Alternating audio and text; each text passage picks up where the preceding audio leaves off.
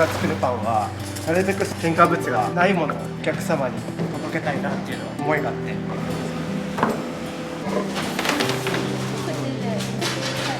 興味がなかった人たちでも添加物ってこんなに使われてるんだとか、使っていなくてもこんなに美味しいんだ、ブーランジェリーダイのパンを通して興味を持っていただければなって思っています。ありがとうございます。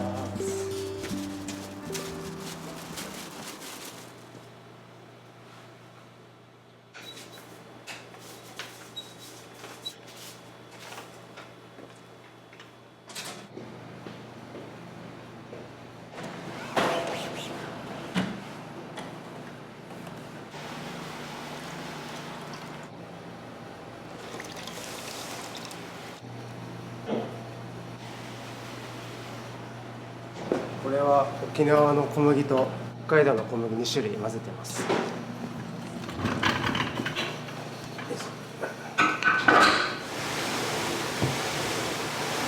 沖縄の黒糖と沖縄の塩と沖縄県産の小麦、これを混ぜてます。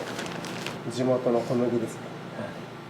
育ってきた環境であるので、やっぱその地域貢献をしながら野菜とか、あとは小麦粉、あと地元の食材をなるべく取り入れて地産地消しつつ、地域の食材を使うことによって地域の活性化にもなりますし、またこのパンを通して食べた方が沖縄の良さを分かるかもしれないから、地域の皆様と一緒にパンを通して盛り上げていきたいなっていう。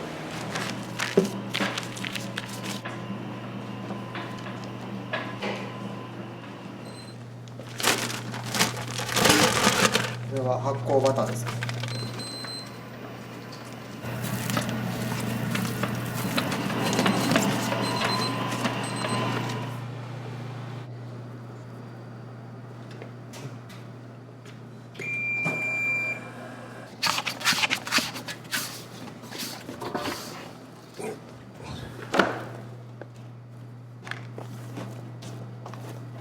沖縄県産の全粒粉が入ってるので、なのでつぶつぶして全粒粉栄養価高いので、次食パン仕込みますね。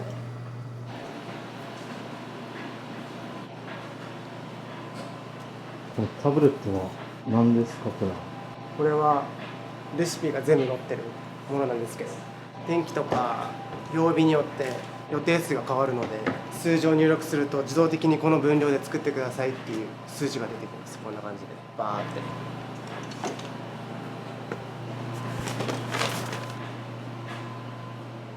食パンの生地は何々使われてるんですか？粉はちょっとこういった北海道産の契約栽培小麦と、こういうポストハーベスト、プレハーベストを使っていないこだわりの小麦を使ってます。はい、であとはきび糖と沖縄の塩を使ってちょっと優しい味わいに仕上げてます。で結構毎朝食べるので軽めの食感になるように生地は作ってます。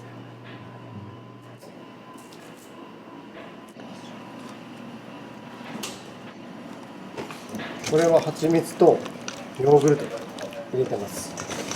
蜂蜜の酵素とヨーグルトのこのpHがうまく下がることで歯切れのいい食パンになります。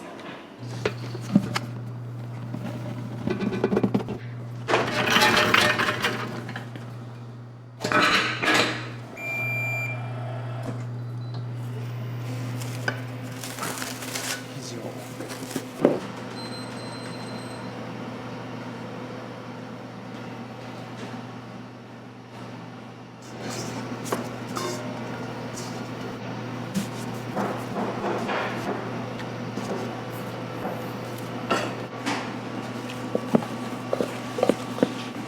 フランスパン生地ベースに中にドライトマトとキューブチーズと、あとバジルとニンニク、あとオレガノ、ローズマリーが入ってます。普段は5時出勤です。出勤っていうか5時ぐらいに来てますね。早い時だと4時とか一人でやってます。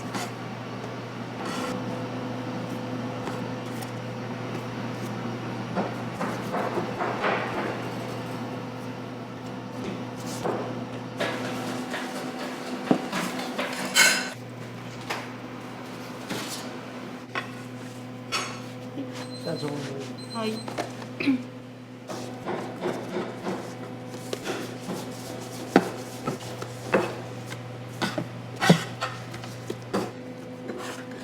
今は何の分割ですか？これは塩パンの分割ですね。今日は150個分ぐらいですかね。塩パンで。塩パンだけで春のパン祭りというイベントで2日間1500円以上お買い上げいただいたお客様に塩パンをプレゼントします。今日はいちごのティラミスのイベントをやります。注文が入ってからお客さんの目の前で作るイベントがあるんですけど、そのイベントに向けてちょっと多めに作ってますね。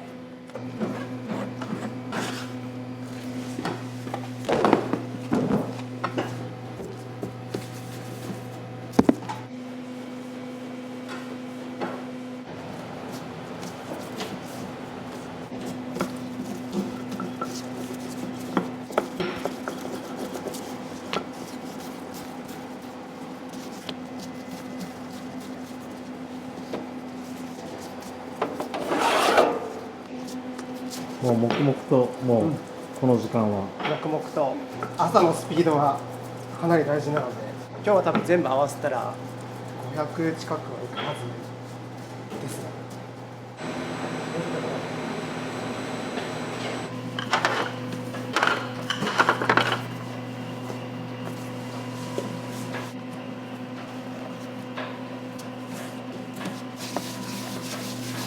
クリームパンです。結構バニラビーンズたくさん使ってます。バニラビーンズすごいやっぱ入れると香りが出るんで結構使ってます。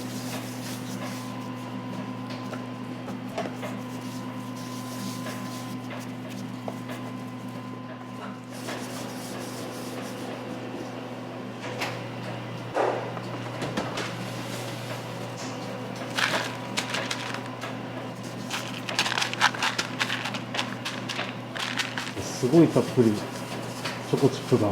ダブルチョコチップメロンパンっていう商品があるんですけど、中にチョコチップ使って、後から上にクッキー生地にもチョコチップ乗せて贅沢に使ってます。めっちゃ美味しそうですね。ありがとうございます。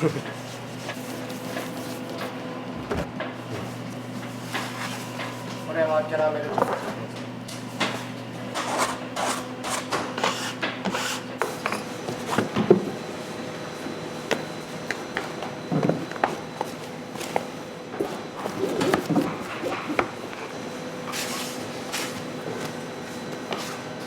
水の量が 80% 超えてるのでちょっと柔らかいタイプです。それがやっぱもちもち感というか、もちもちというよりも歯切れのいいあっさり、そして軽めに仕上げてます。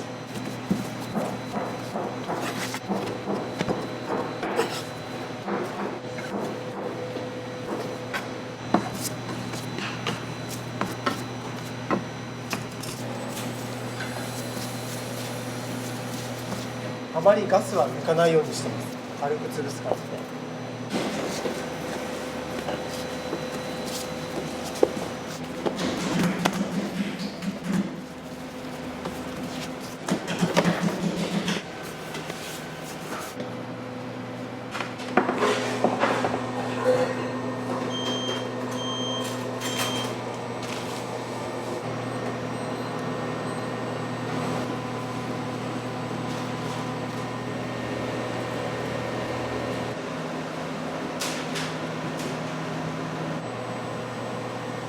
これはゲランドエンですね。フランスの塩ですね。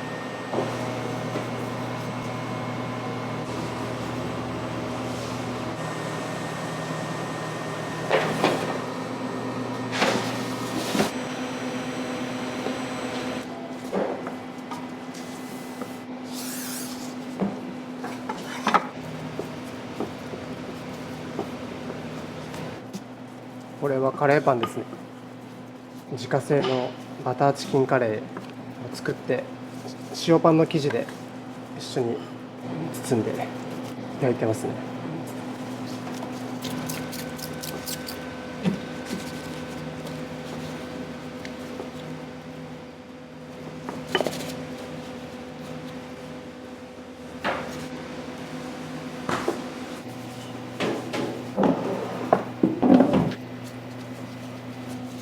れはベーコンエピですね。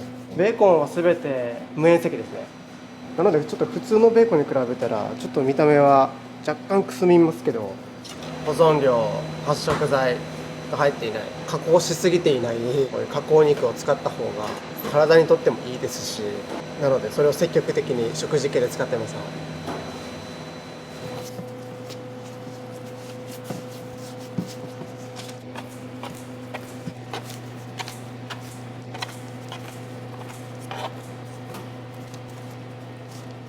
食に興味を持ち出したのが中学の時かな。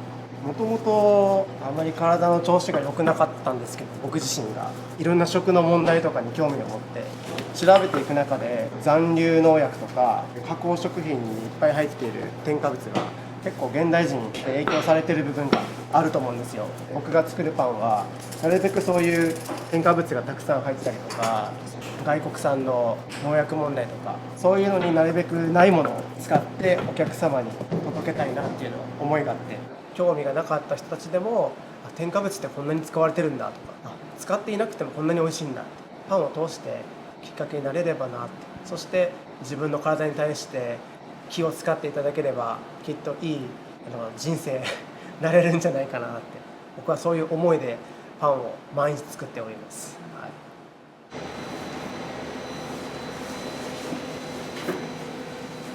このハムも無添加のハム使ってます。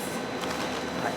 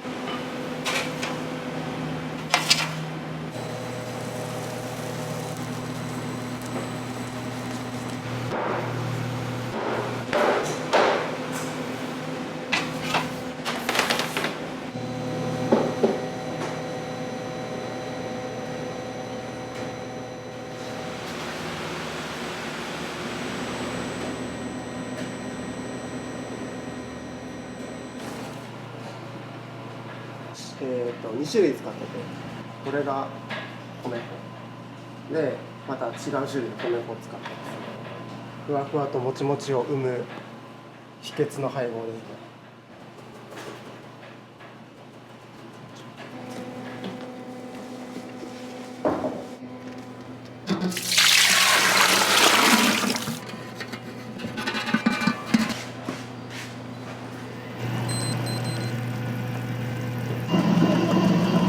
気温が低くなると混ぜてる時の温度が変わってくるので、それを調整する水温だとか計算して、夏場は23度ぐらい、冬場は26ぐらいとかでうまく調整してやる感じですね。なんかパン生地っぽくはないですけど、こんな感じです。生クリームみたいな感じ。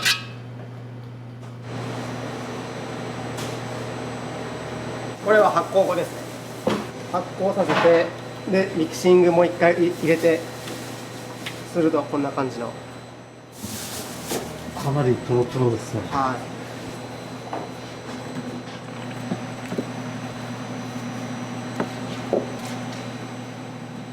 ただ米粉パンって言っても小麦グルテンを添加してる食パン結構あるので、グルテン入れたらなんか成形はできるみたいなんですけど、これは完全にもうグルテンが入っていないので、こんな感じのサラサラしてます。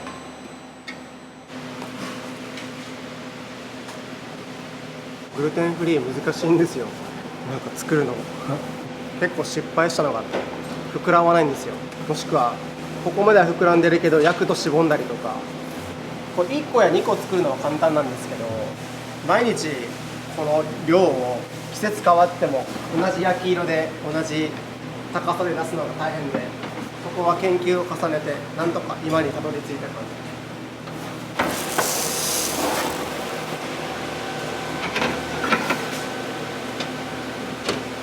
ちゃんと綺麗に安定するまでは1年ちょっとはかかりましたね。それまでは成功できる日もあれば、なんか微妙な日もあれば、波がありましたよね。ああじゃないこうじゃないで、なんとか今たどり着いた感じです。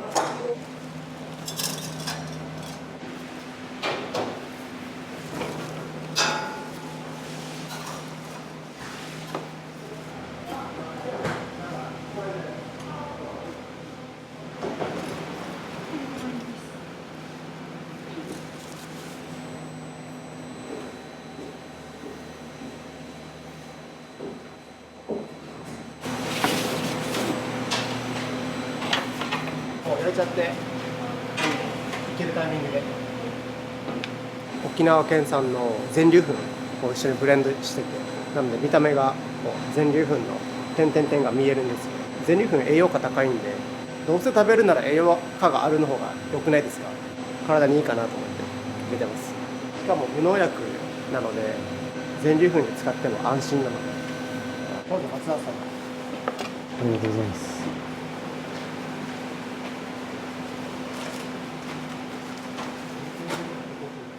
あの感じ。肺が好きです。肺がロールの。あそこまでは強くないけど。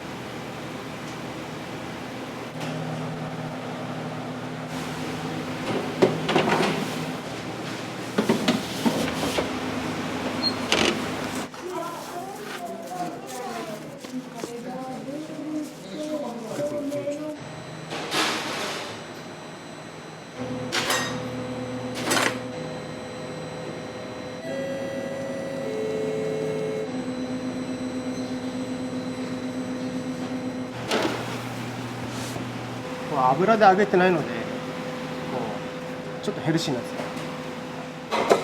油で揚げない焼きカレーパンなので割とあっさりですね。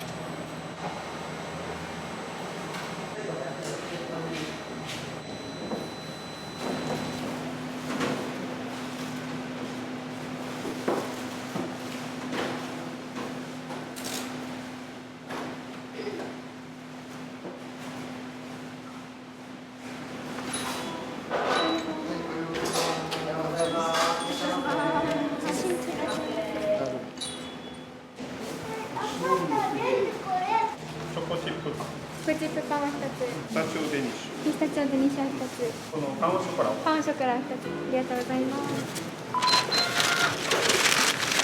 はい、ありがとう。ありがとうございます。月に2回3回ぐらいかな。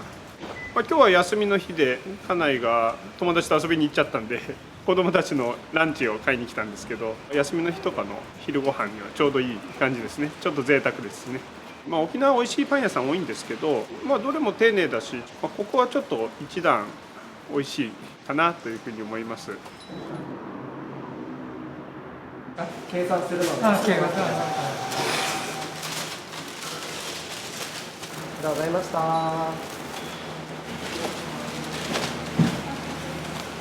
これ66個のご予約ですね。はい。これが同じなので。何個ですかね。70？お祝い用に人にあげようかなと思いましてね。他のパン屋さんに比べて美味しいです。塩パン柔らかい。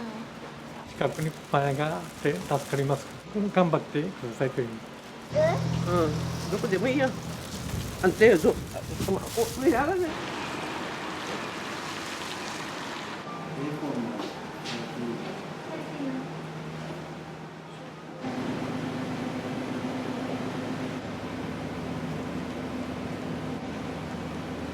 説明しますね。いちごチョコグラノーラを下に引いてて、最後食べた時にザクザクっていう食感が味わえるようにこうやってやってます。一番そこに。い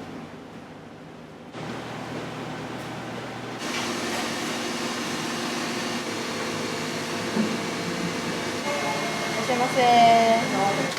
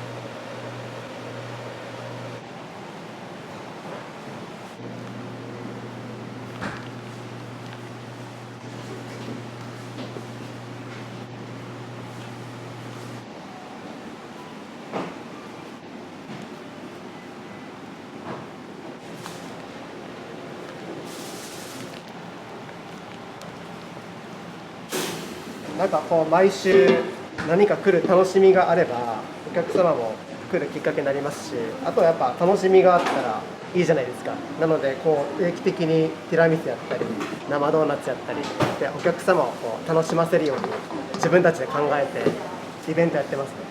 あとは作ってても楽しいんですよね。やっぱりパンばっかりじゃなくて、もともとパティシエとして洋菓子店でずっと働いてたので、はい、元パティシエだったんですか？そうですね。洋菓子店で10年ぐらいずっと働いてました。じゃあ元はパンじゃなくてパン屋さんで働いたことないですお菓子もお菓子ですごい綺麗な部分もあっていいんですけれども、やっぱ僕はパンが好きなのでパン作り極めてこの道に進みますはい、作ってたら楽しいですか？楽しいですね。膨らんでいきますね。夢も一緒に、はい。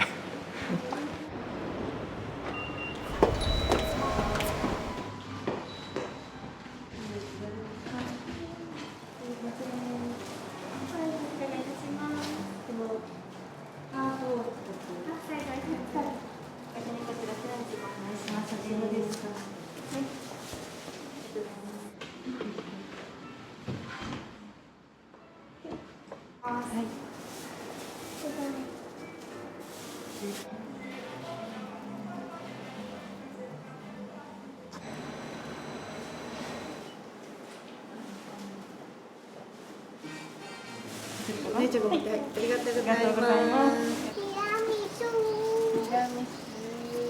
結構よく来られるんですか？結構来ます。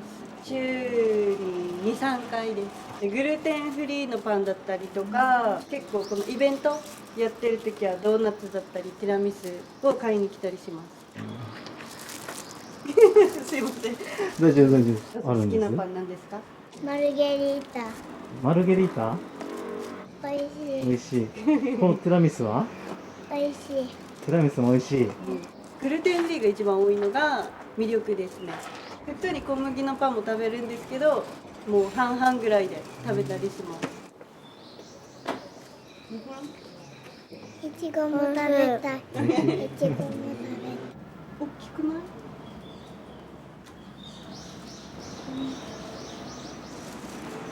おさまでしたはーい。ありがとうございます。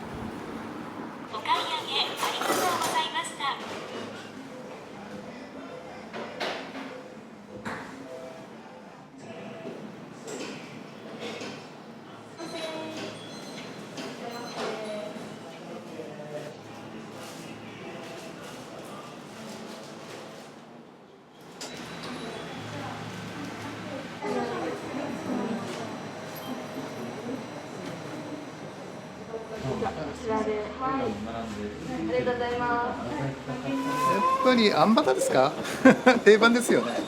もうまあ塩味とあんこの甘さとの調和みたいなんですけど、あとパンの硬さや柔らかさだから多分好みもあると思うので、皆さんもぜひね第3に来て、いろんなあんバタと比べてみてもいいんじゃないかなというふうに思ってます。土日が多分いろいろこの限定でいろいろやったりするので、ぜひねこれ皆さんも、来られることがあったらですね、ぜひお試しください。ぜひまた利用させていただきます。今回はいちごティラミスを買いに来ました。塩パンか塩クロワッサンは割と毎回買ってる感じ。あとはなんかさつまいもパンみたいな、それを食べたりしてます。美味しいです。私はグルテンフリー結構頑張ってらっしゃるので、それは一応魅力的だなとは思う。私は。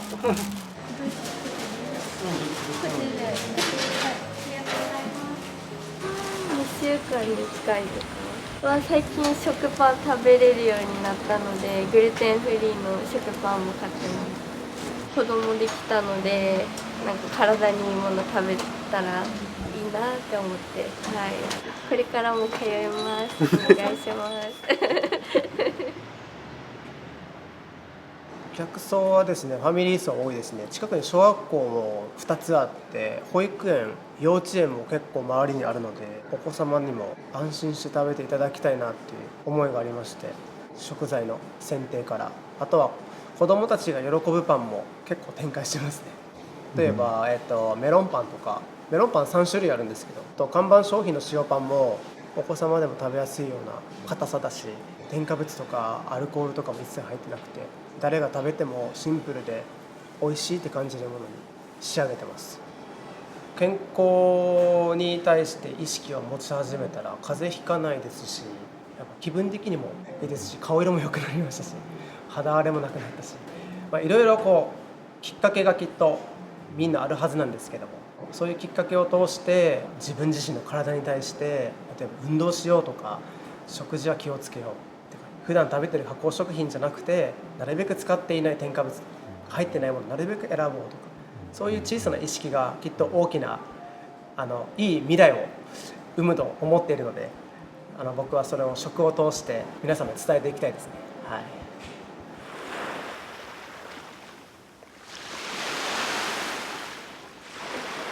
農家さんが作った人参とかぼちゃですね、無農薬の地元の方が化学肥料とか農薬を使用していないので安心な野菜たちです。こんな感じで、これオーブンで2時間ぐらい焼きます。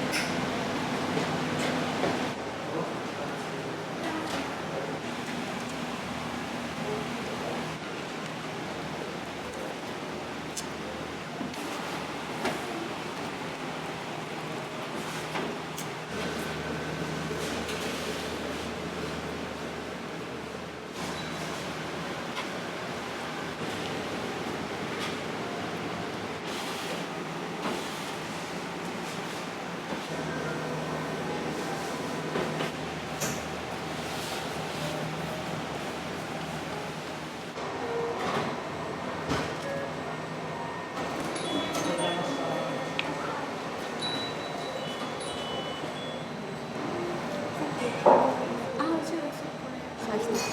ありがとうございます。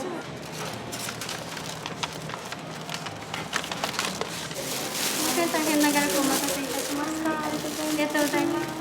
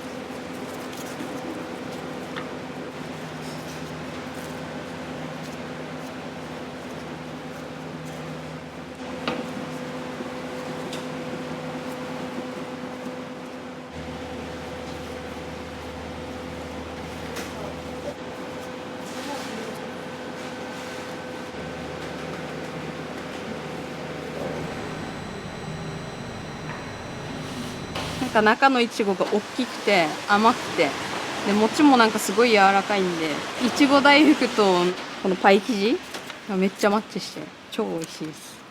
ぜひ食べてください。きっかけがなんかグルテンフリーのパンがあるってことで、小麦を食べるとお腹を壊す人が家族にいて、どうにかお腹を壊さずにパンを食べれないかってことで探した結果見つけて、美味しいパンがいっぱいあったのでハマってるっていうところですね今。春のパン祭りってことでいちごのティラミスが50円引きと聞いて、実家の家族にも食べさせたいなっていうことでティラミス7個買っちゃいましたね。ちょっと多いかも。こんにち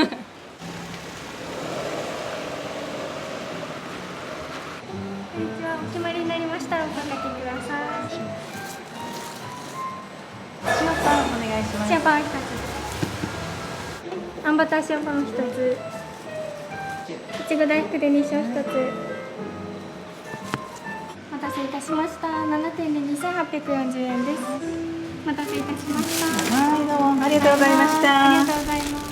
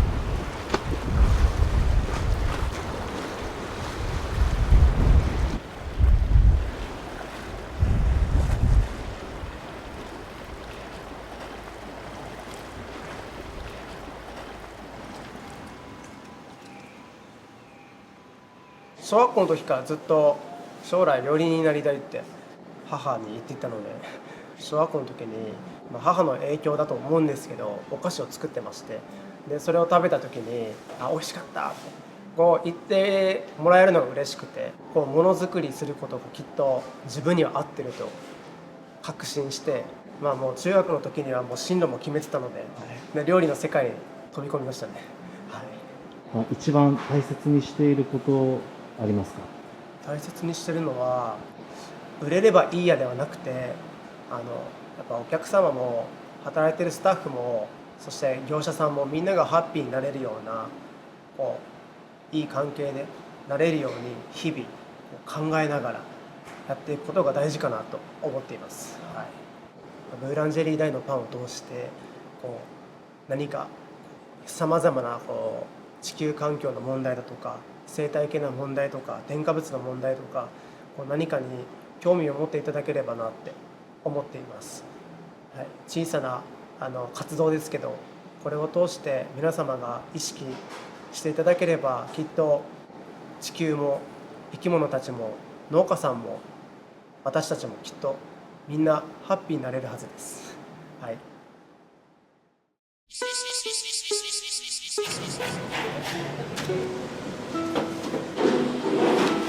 がとうございます。いってらっしゃい。どのパンも美味しいです。めっちゃ美味しい。美味しかったです。来てくださるお客さんには塩化物とかが入ってないものを食べてもらいたいっていう思いで手作りしてます。すぐ自分で作りたくなるから何でも。ありがとうございます。いってらっしゃい。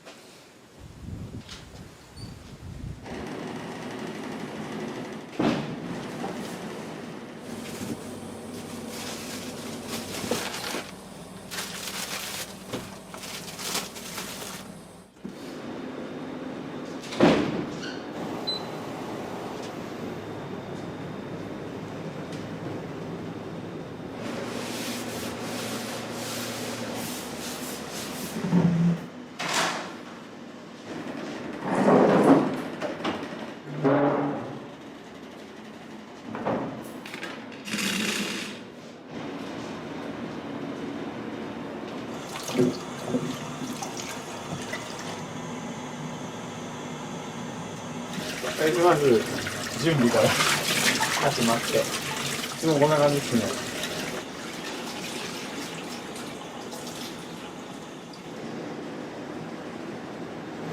もはや30度ある。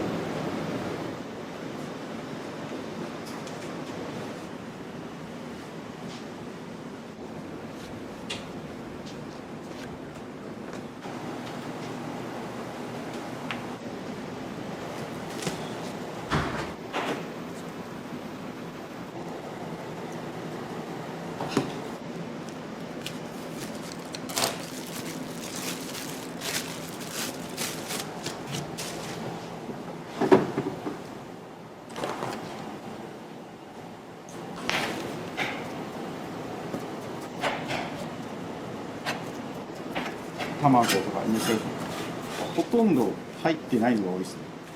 メインで使ってるパンのほとんどに、生地には乳製品入れてなくて、ここに乳製品が入ってるもの自体がこう少量になってる感じですね。赤ちゃんとか小さい子でも、食べやすいようにはなってますね。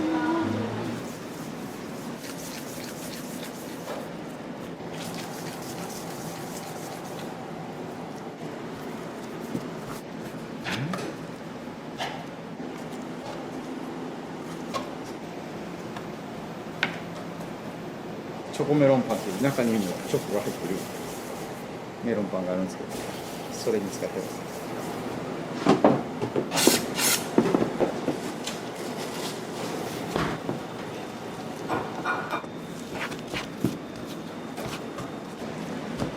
オレンジピールとチョコっていうそれの生地なんですけど、自家製のオレンジジャムとチョコレートをいっぱい混ぜます。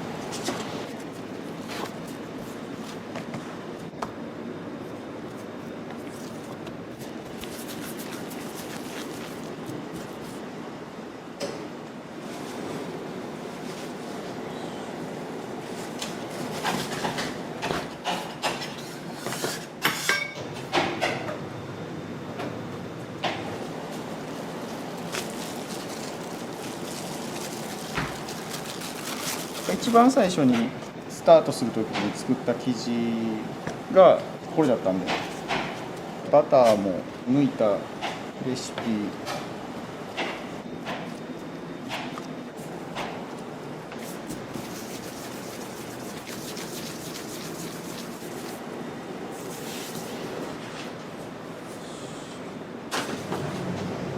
毎日やっぱり表情が違うというか、気温とか温度によっても生地の出来具合とか違うし、ただそこをどうやってこううまく調整して焼き上げるかっていうのが一番面白いですね。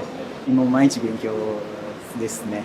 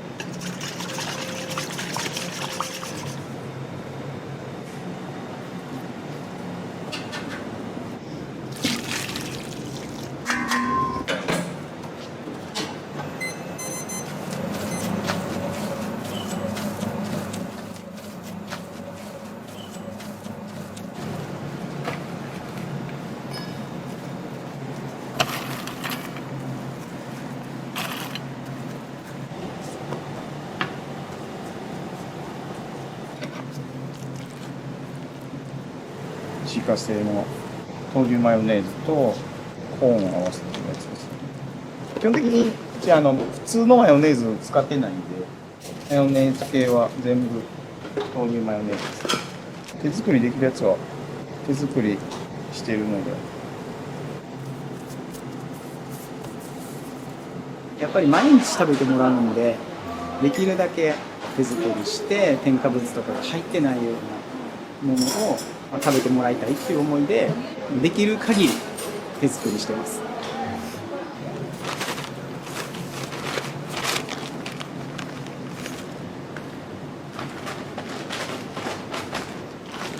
私自身に子供が生まれて、それでちょっと食育とかに興味を持ち始めたっていうのが一番なんですけど、パンってやっぱり自分が子供の時も毎日食べてたし、今でこそ添加物気にするっていう時代にはなってるけど、当時は冷凍食品当たり前、コンビニ当たり前みたいなのがあって、でいざもう親になってこう自分たちの子供とか来てくださるお客さんとかにはやっぱり添加物は使わないんで、食べても罪悪感のないような商品を作ってます。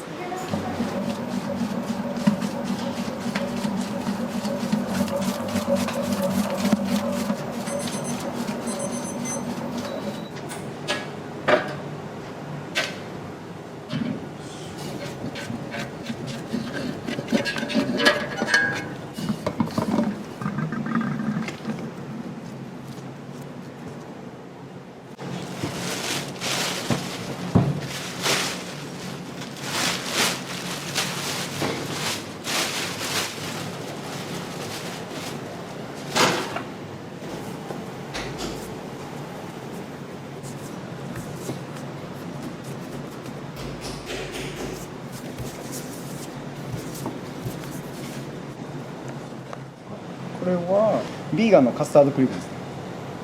これもはいもちろん手作りです。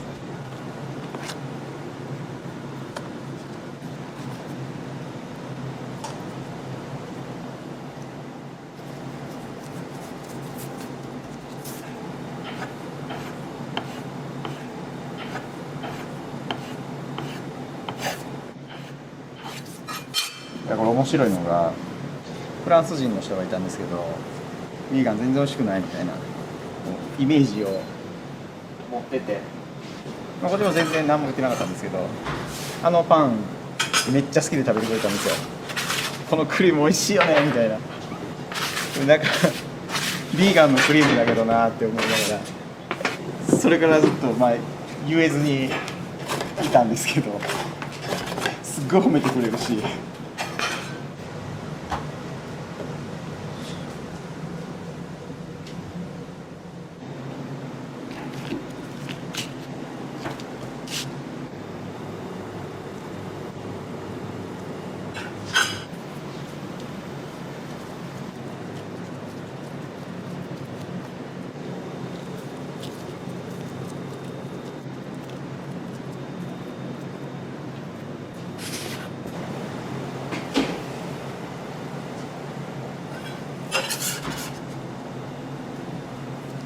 これは3種のチーズパンに入れて、ブロックのチーズの中に入れて、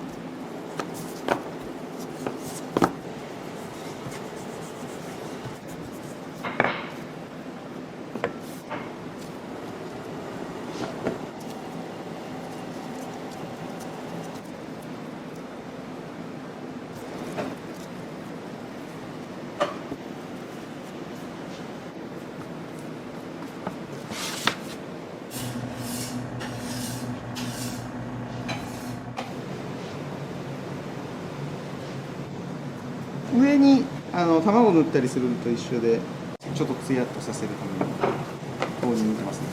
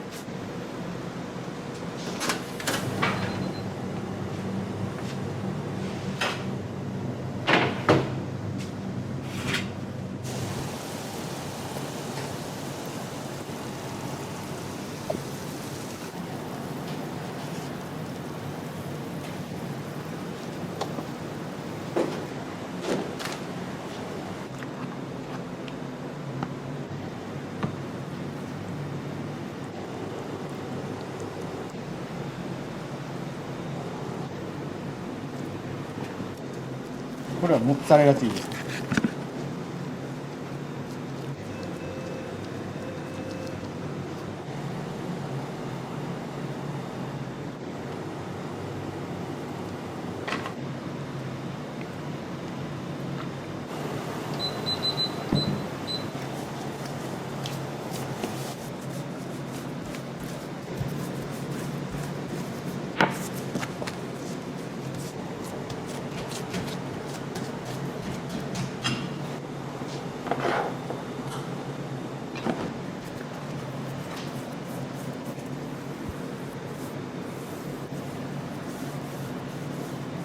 シナモンの甘みをしっかり感じてほしい。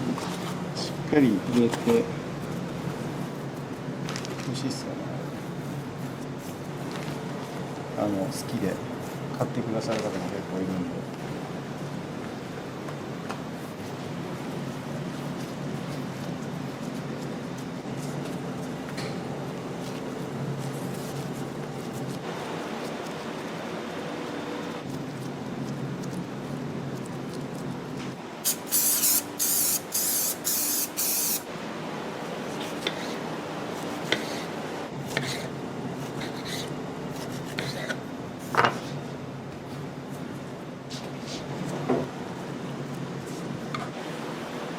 一番人気の商品で、プレーンとコーヒーとあるんですけど、後からエスプレッソアイシングを作って上からかけるんで、ベースは一緒ですね。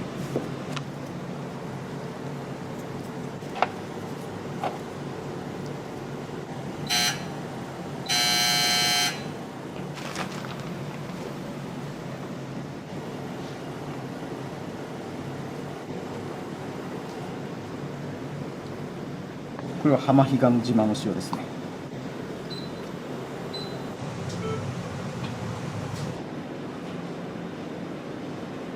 水に打ちます。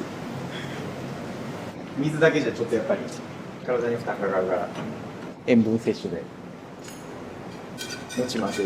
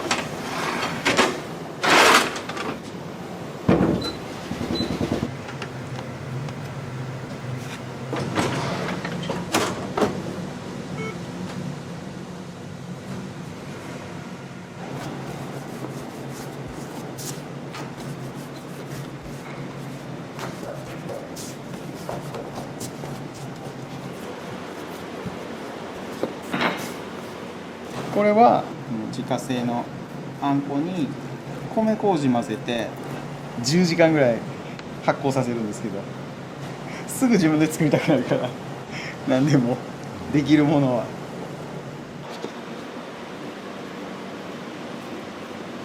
パンに挟むってなったらそのまま食べる時よりもちょっと味付け濃いめとか気持ち量多いめとかしないとなんか味がボケるっていうか、あとまあ具材いっぱい入ったら単純に嬉しい、食べる方からしたら。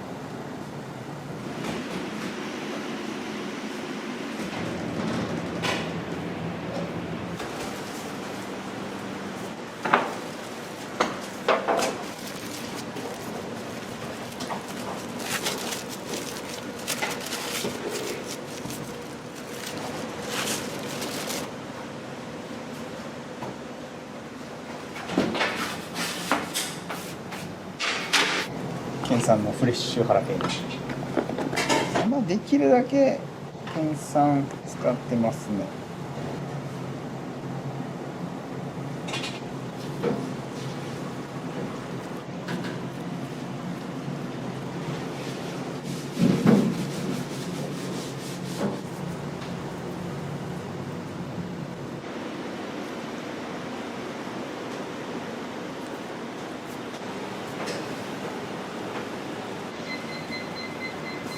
ものを作ってるというか、それで楽しいですね。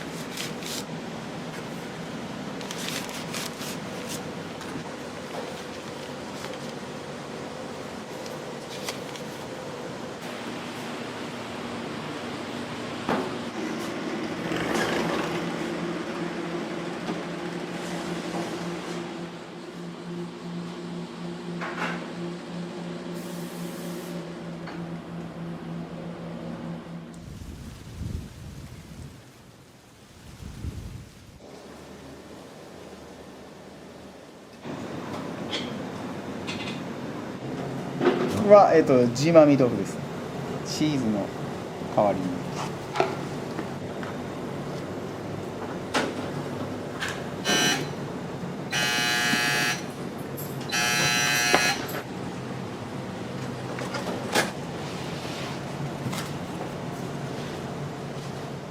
オイストのイギリス人に教えてもらったんですよ、これ。家招待された時にピザ出してくれて、ジーマーミ豆腐チーズみたいに使ってて、食べたら美味しかったから、でそこから取りました。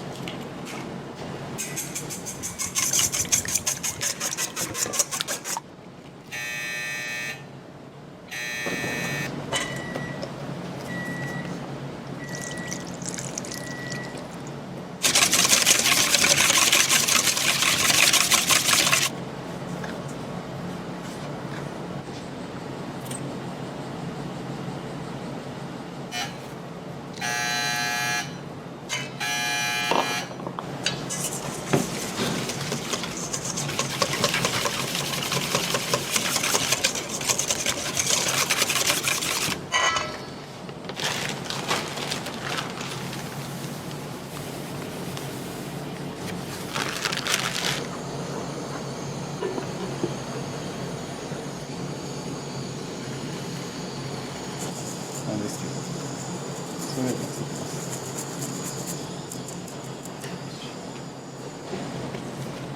アメリカではなんかよく家庭で食べられてるみたいなんですよこれ。日本の方でも多分アメリカに住んでた方、売ってるとこないからっていうので買ってくれますね。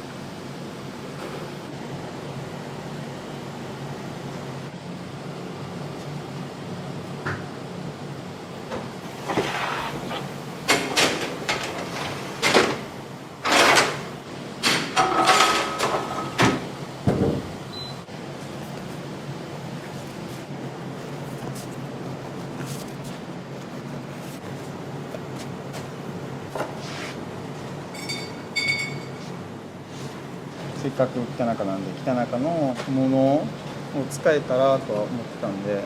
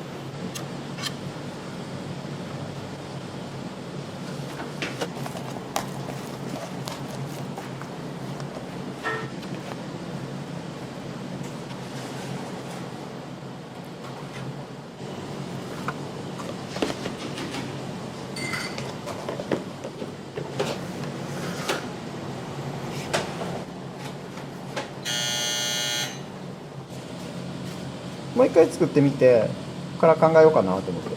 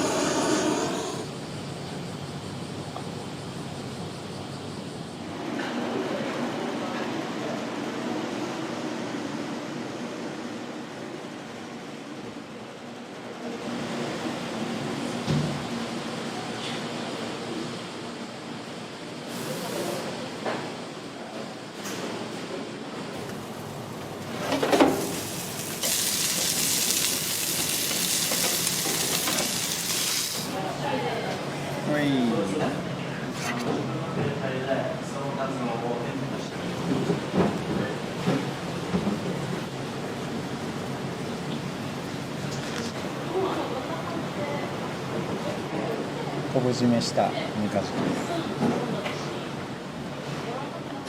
これは自家製のタルタルソースです。玉ねぎ、あとピクルス、豆乳マヨネーズ使ってます。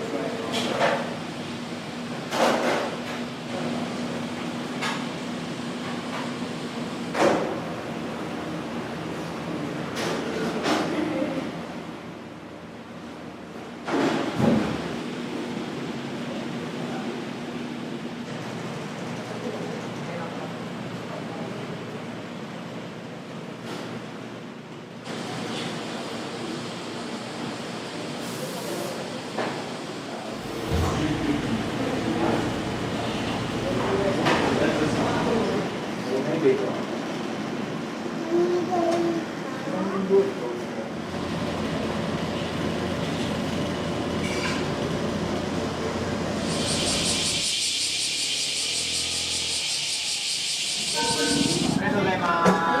いらっしゃい。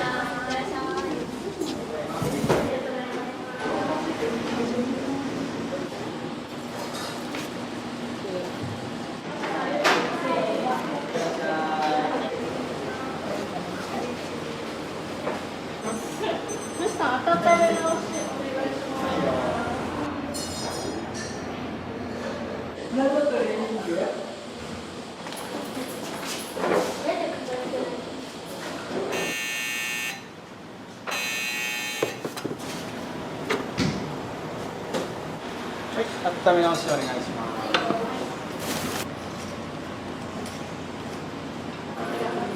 いただきます。いただきます。美味しい。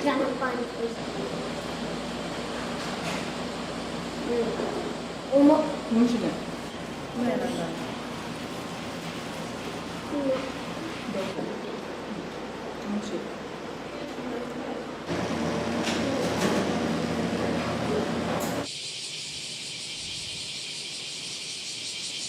八重瀬町から来ました。40分かけて北海がありました。サクサクもちもちで美味しかったです。おしゃれ、快適でした。チョコのパン美味しかった。また来ます。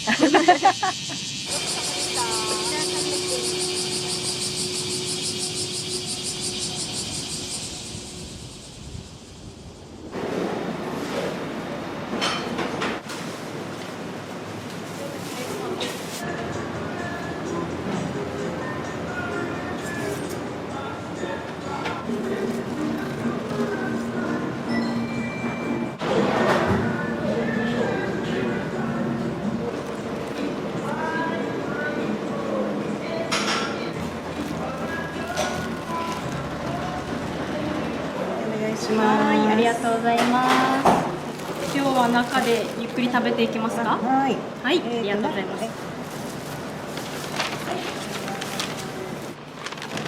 はい、お待たせしました。はい、ありがとうございます。こちらも。はい、どうもありがとうございます。ありがとうございました。は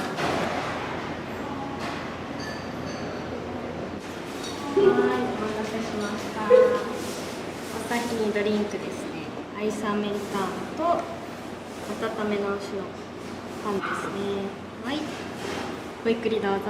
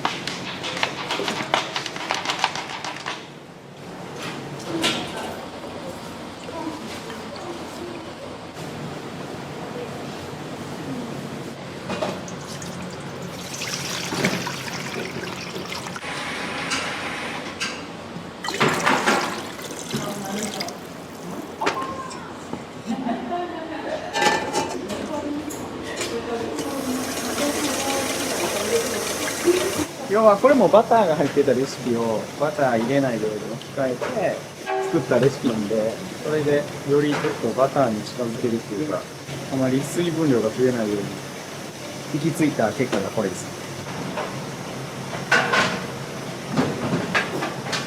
九州と北海道のブレンドの粉と、あとは石臼びきの小麦粉、九州産の石臼びきの全粒粉、あとは県産のきび糖、それにイーストと塩。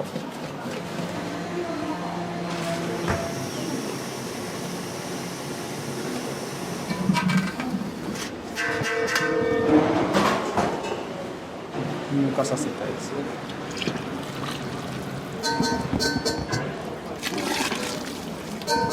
ありがとうございます。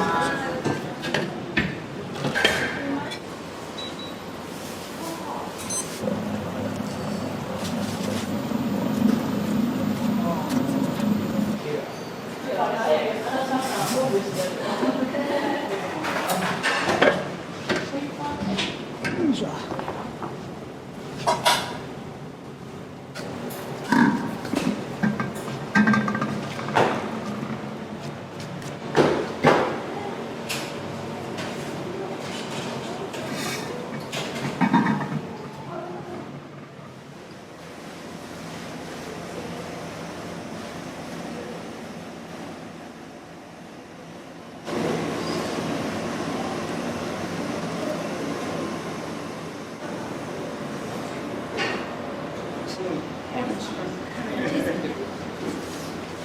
はい、just a moment please. ありがとう。We have so please. Yes, thank you. ありがとう。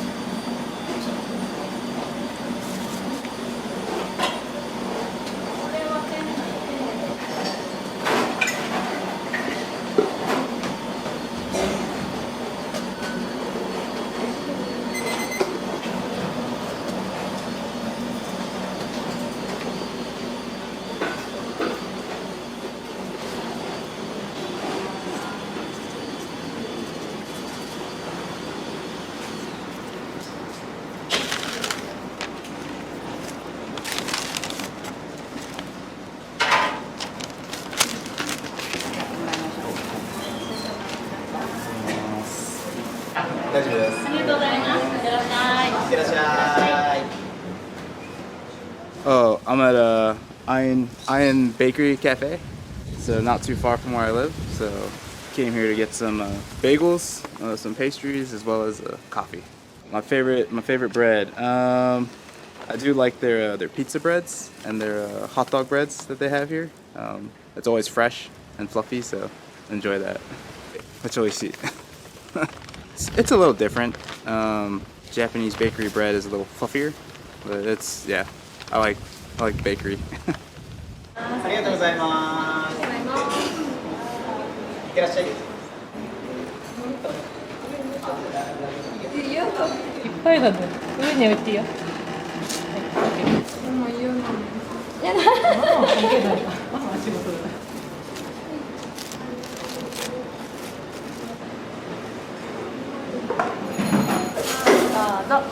はい、ありがとうございます。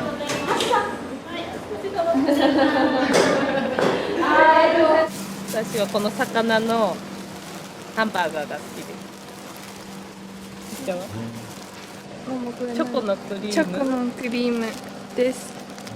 いろんなパン食べたんですけど、どのパンも美味しいです。また買いに来ます。ありがとうございます。いってらっしゃい。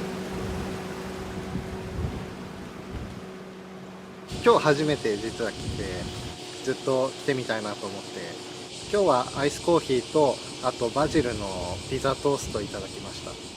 とっても美味しかったです。とても店員さんもフレンドリーで、店内もおしゃれで、次はゆっくり落ち着いて中でも食べてみたいなと思いました。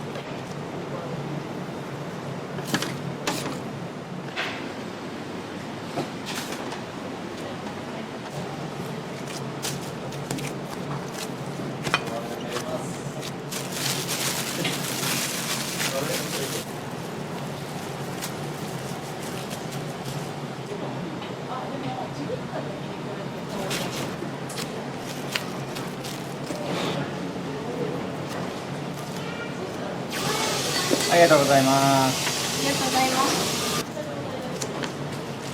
あとはもう冷凍庫に入れて生地の温度を下げていって、明日のまた発酵させるところに移してからっていう感じですね。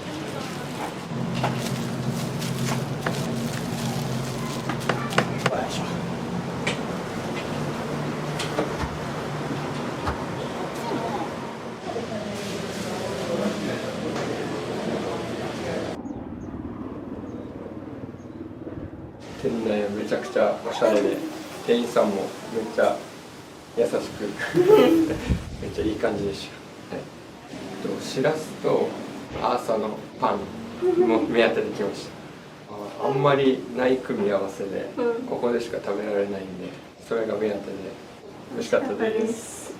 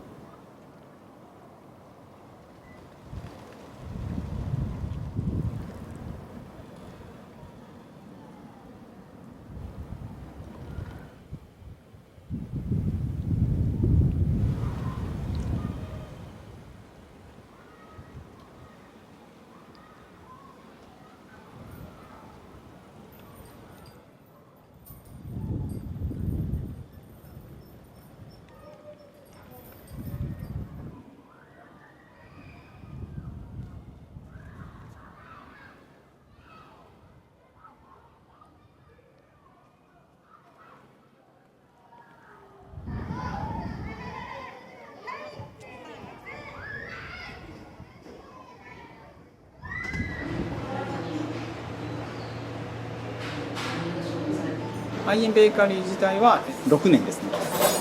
恩納村の科学技術大学院大学で、アイエンベーカリースタートして、でそこから丸3年オイストでやらせてもらって、北中城に移転オープンした感じですね。オイストではまず国籍で外国の方がすごい多いので、ビーガンのパンは絶対に出してほしいということで、ビーガンのパンを作っていくことになるんですけど、自分が経験した中でビーガンのパンって作ったこともなかったんで、バターをどう省いてその代わり何を入れるかとかっていうのを考えて作りましたね。こっちではアレルギーでミルクとか乳製品がダメな方がやっぱり多いので、オイストとは違うなっていう印象ですね。来ていただいてありがとうございますというか、このお店自体がやっぱり通り沿いではないので、やっぱ皆さん調べてめがけて来てくれる方が多いので、自分のパンを食べてもらって、楽しんで帰ってもらえるっていうのが一番やっぱり大切にしている感じですかね。具材とかソースほとんど手作りはしてるんですけれど、まだやっぱ作りきれてないソーセージとかベーコンとか、そういう加工肉とかまでも自分たちの手で作っていければいいかなと思ってます。天然酵母だったりいろいろやりたいことはあるので、その辺はまたもうゆっくりゆっくりやっていければいいかなと思ってます。ありがとうございます。いってらっしゃい。いってらっしゃい。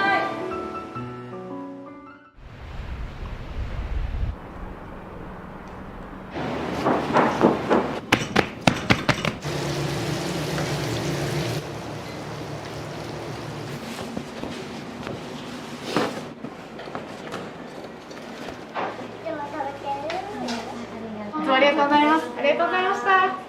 本当にパンが好きなんだなっていう優しいイメージがありますね。みんなのことを思って作ってるっていう印象があります。お客様に優しくて、私たちスタッフにも優しくて、何よりパンに優しい店長だと思います。安心安全で、これをやらなくなってしまったらちょっと松戸ベーカリーではなくなっちゃうと思うので、いっぱい好きなもの買い、本当に1週間があるから。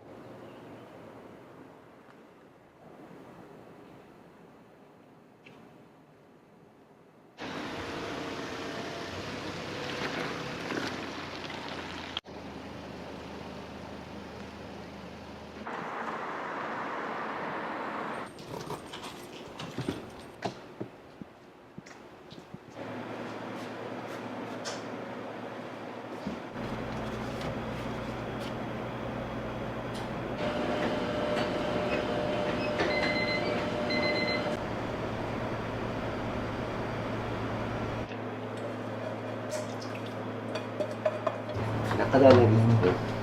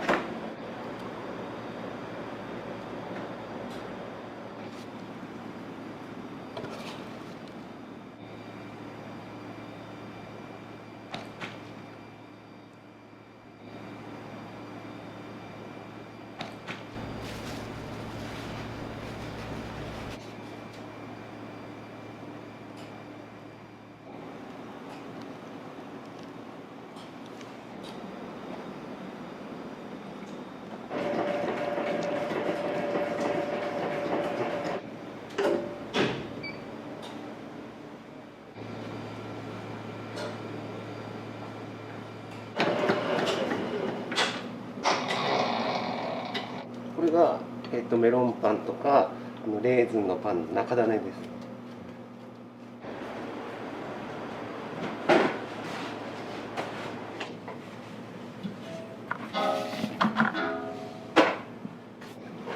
三温糖ですね。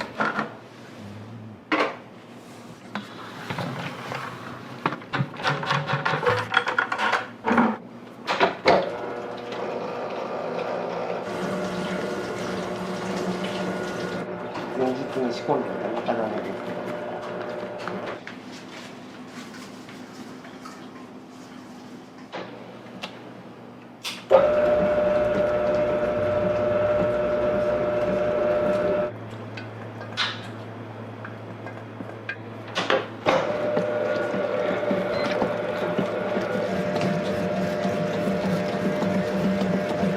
ムーミンの種類で無色透明なんですけど、パン生地に入れるとしっとり感とかもっちり感とか出て、結構食パンとかもちっとした食感と水分を保持しやすいというか、そういう感じです。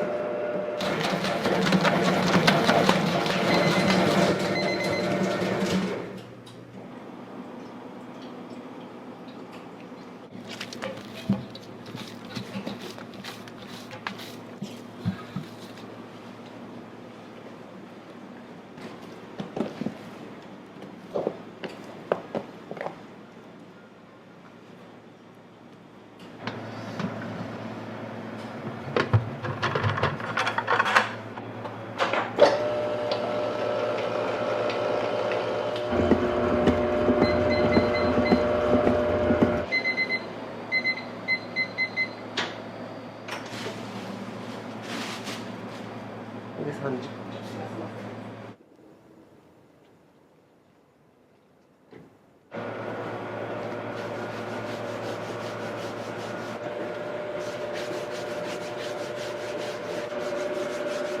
これを回して。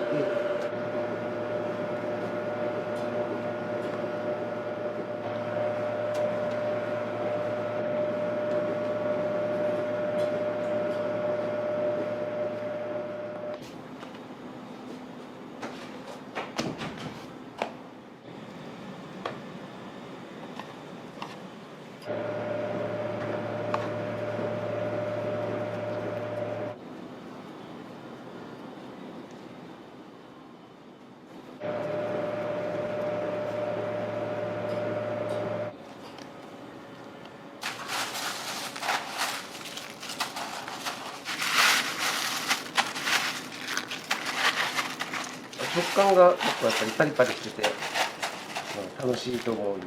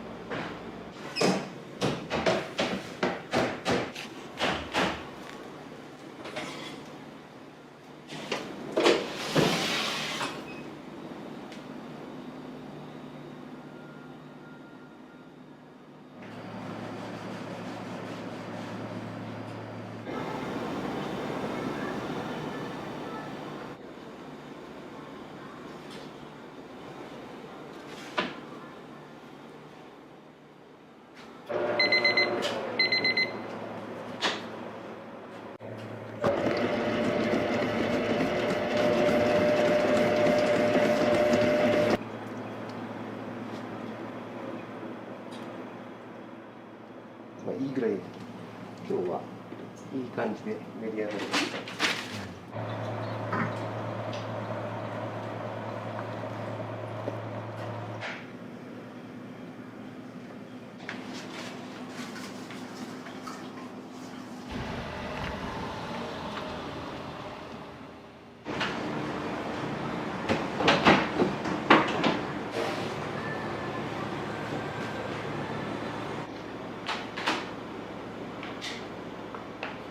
これから焼いていきます。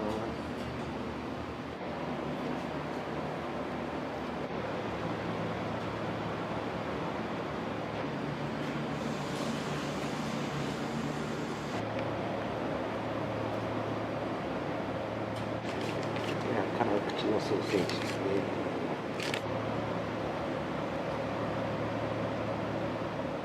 柚子胡椒とマヨネーズ合わせて。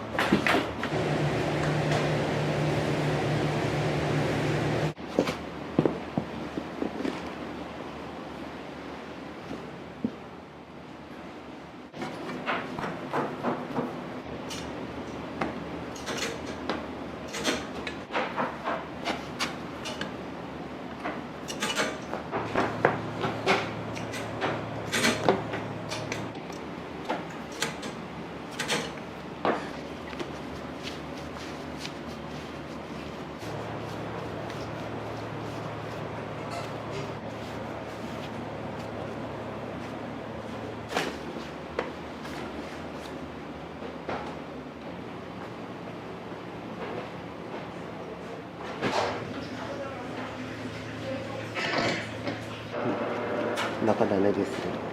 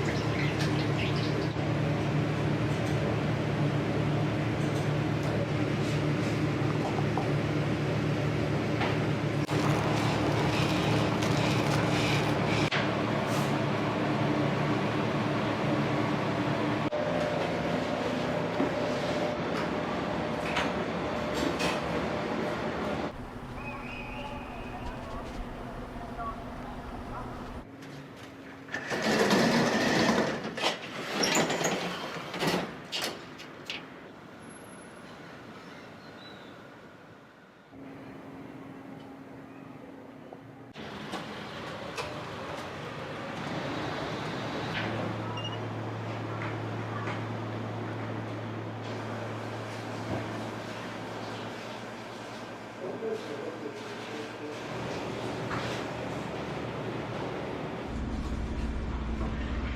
らっしゃいませ。久しぶりですね。本当ですか。ありがとうございます。天気の。失礼します。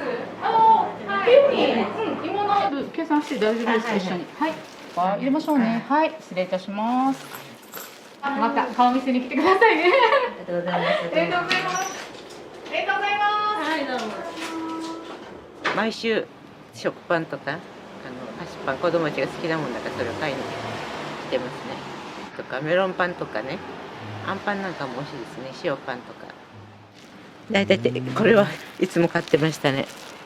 これコルネっていうの、チョココルネ。ちょっとフランスパン柔らかめで、中にクリームが入ってて私は好きなんですよ。店員さんがとても明るくてね、雰囲気が良くて、パンもなんか特別な材料がこだわりがあってね、とても美味しいですね。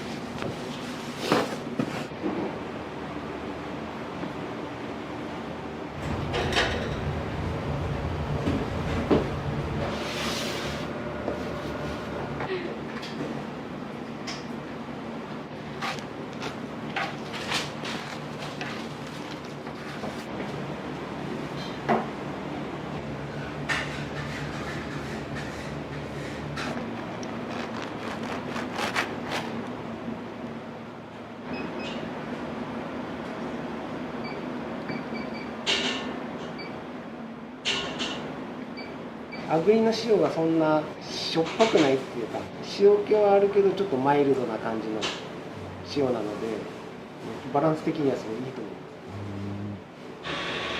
できるだけ自分の美味しいなと思うもの、安心で安全なものをっていう感じで、そういう食材とかは選んでやるようにしてます。あとはもうパンとの相性とか、そういったところでの選択になってくると思う。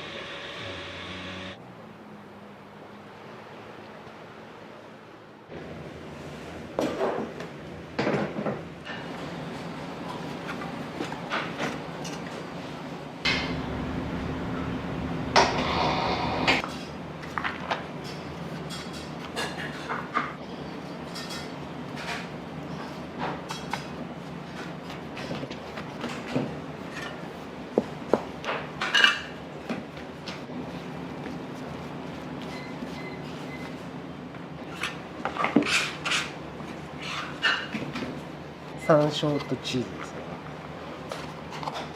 ね。取るので。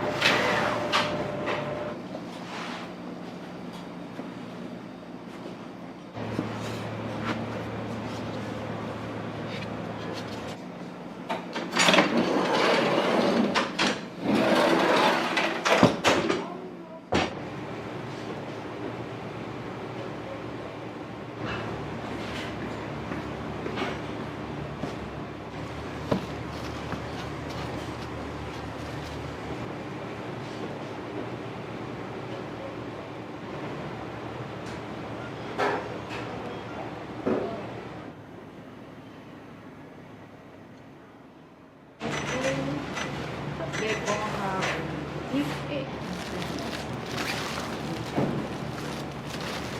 天気の皆さんありがとうございます。ありがとうございます。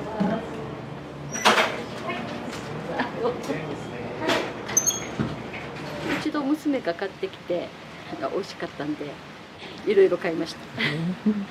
カレーパンと孫ちゃんたちの頃ね、くるみパンとか、それもあるね。いい感じですね。もうすごい明るくてよかったです。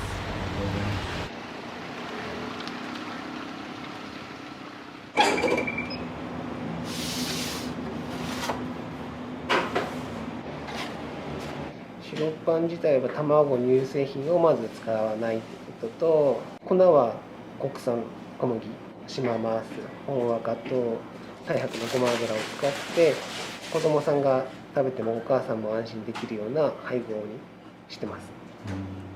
本赤糖は原料としては沖縄産の原料糖を使ってて、甘みがまろやかで味が強すぎない分他の素材を引き立てられる。子供が最初に食べるパンどんなパンがいいですかとか聞かれることが多いので、そういった時はアレルギーの子たちが今多いので、とてもなのでアレルギー対応にもなってますし、食パンプチ食パンでしたら安心安全で初めてのパンでとてもおすすめですよということでは、はい、こちらからお伝えしてますね。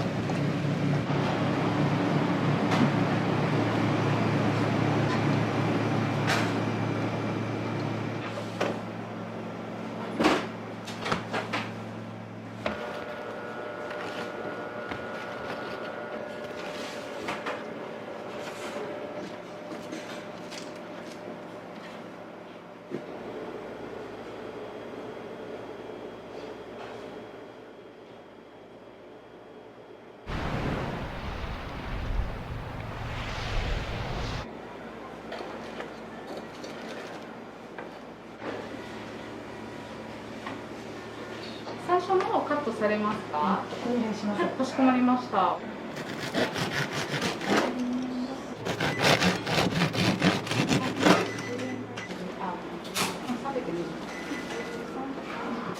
待たせいたしました。はい、どうもありがとうございます。新規のありがとうございます。はいありがとうございます。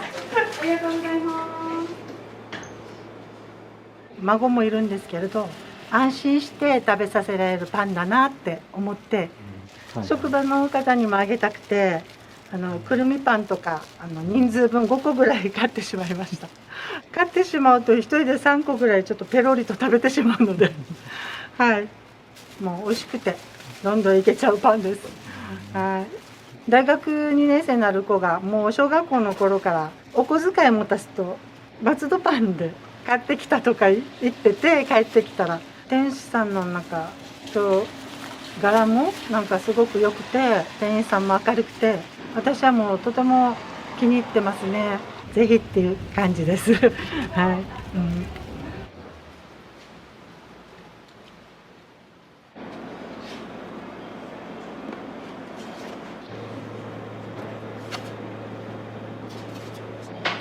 5枚。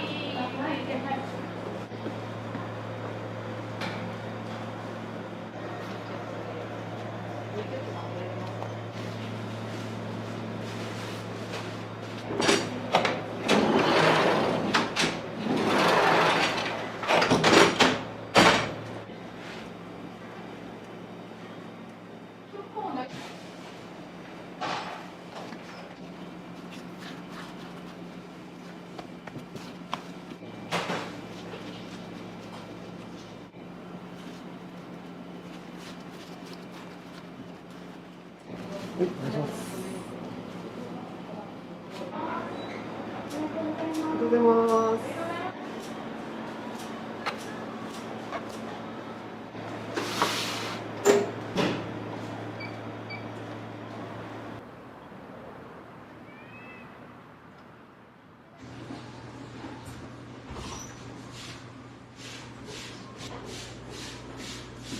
今日仕事お休みですか？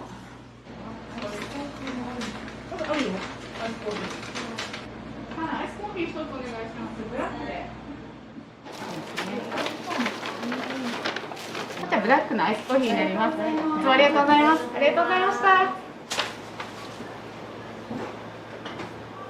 近所で私は働いてるので週1ぐらいできます。初めて今日気づいて、しょっちゅう来てるのにアイスコーヒーあるの気づかなくて、今日初めて買いました。カレーパンがめっちゃおすすめです。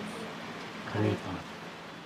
子供たちはこんなコロコロしたクロワッサン生地の甘い感じも大好きで、なんか店長さんもね、千葉の松戸の出身みたいで、名前も面白いですよ。いつまでも続けてほしいです。今後ともよろしくお願いします。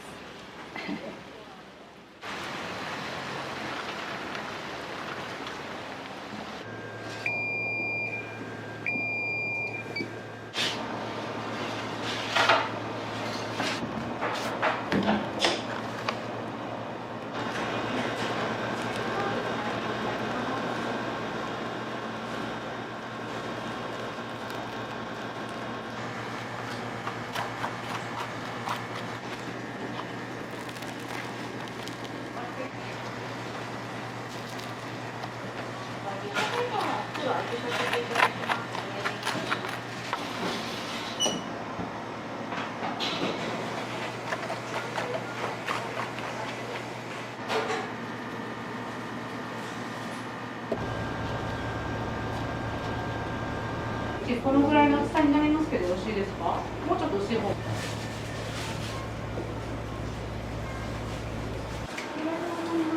りがとうございます。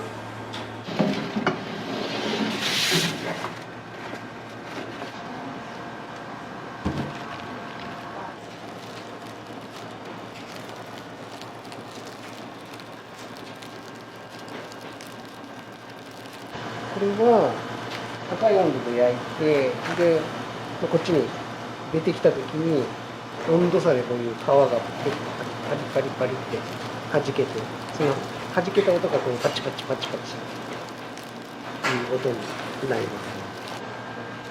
あまり生地の状態が本当良くないとこういう音は出ないですね。この音を聞くとホッとします。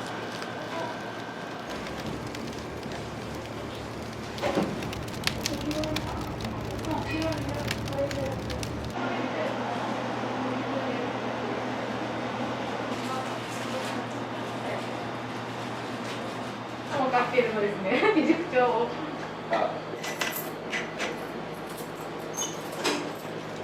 もういつもこんな感じで。そうですね、はいアイスコーヒーもいっぱい。もうほぼ毎日来ていただいてます。ナスのフォカッチャも。あこれもか。ありがとうございます。はいどうも。アイスコーヒーと、ナスのフォカッチャか、メロンパンもよく買うし、とにかく美味しいので店主さんも優しそうな感じで、レジに立つ方たちも物腰が柔らかい方が多いですね。これからも美味しいパンお願いします。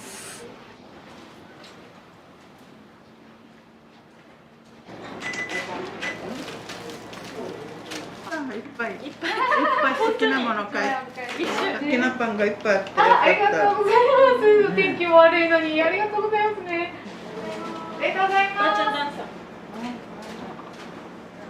す。好きなものがいっぱいあっていっぱい買いました。10個ぐらい10個ぐらい買ってる。もっと買ってる。もっと買ってる。いっぱい買いました。コーヒー牛乳買いました今日は。いろいろと種類が多かったですので、また買いたいと思います。よろしくお願いします。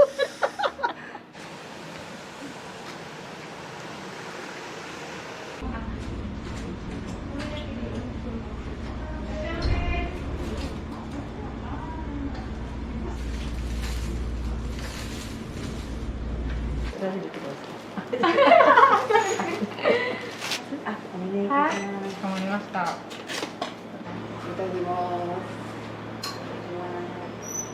仕事帰りの甘いパンとか、営業時間間に合ったらもうすぐ来る感じですね。牛乳も販売しているので、前はなかったんですけど、パンと牛乳をセットで、ご主人がものすごく大事にパンを丁寧に作ってる感じが、このお店の雰囲気と相まってるというか、パンと似たようなご主人って感じです。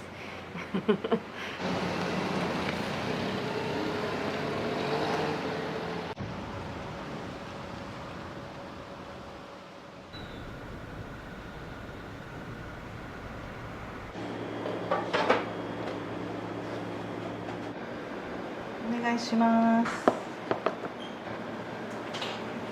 アイスコーヒーも一つください。はい。お待たせいたしました。ありがとうございます。じゃあアイスコーヒーになりますね。ありがとうございます。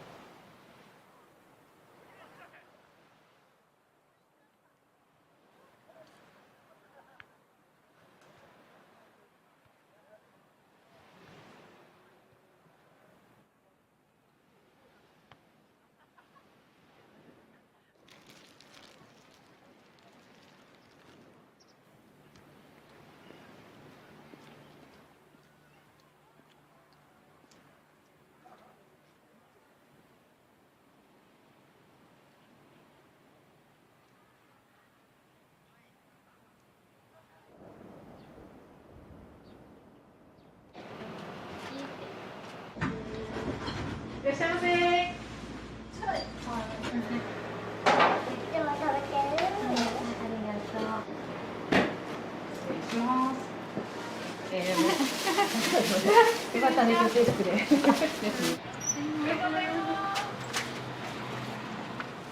やっぱりいいのを使っているので子供に食べてほしくて、ベーグルがやっぱり外がパリパリで中はもちもちで、チーズもこうふんだんに入ってるんですよ。もうこれでもかってぐらい。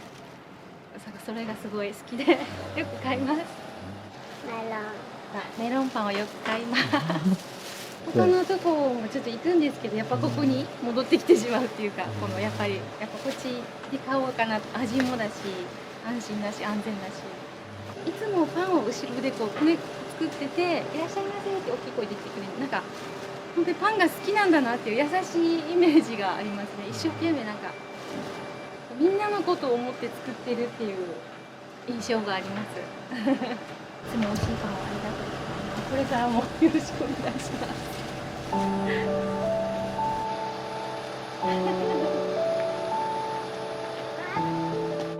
一言でまとめるのは難しいですけどもですね、お客様に優しくて、私たちスタッフにも優しくて、何よりパンに優しい店長だと思います。スタッフのことを常に考えて、とても働きやすい職場なので美味しいパンが作れると思います。はいオープンしてからお客様とお話をしている時に、お子さん向けにこの卵乳製品が入ってないものが欲しいなっていう時に、できるだけ柔らかいもので子供も美味しく食べられる生地にっていうことで、元あった生地から卵を抜いて配合を少しずつ変えていって今の形になった感じです。安心安全で長く食べられるような味と大きさと配合とっていう形で考えてやってます。これをやらなくなってしまったらちょっと松戸ベーカリーではなくなっちゃうと思うので、松戸ベーカリーの土台として大事なものであるので、ここはしっかり守っていきたいなと思います。たくさんの人に来ていただいて、できるだけどんな人が来てもこう食べたいパンが選べるようなラインナップにして、小さいお子さんから年配の方までこれ食べたいなっていうような商品品ぞれにした上で、安心安全で食べられるようなものを作り続けていって、お客様が喜んでもらえたら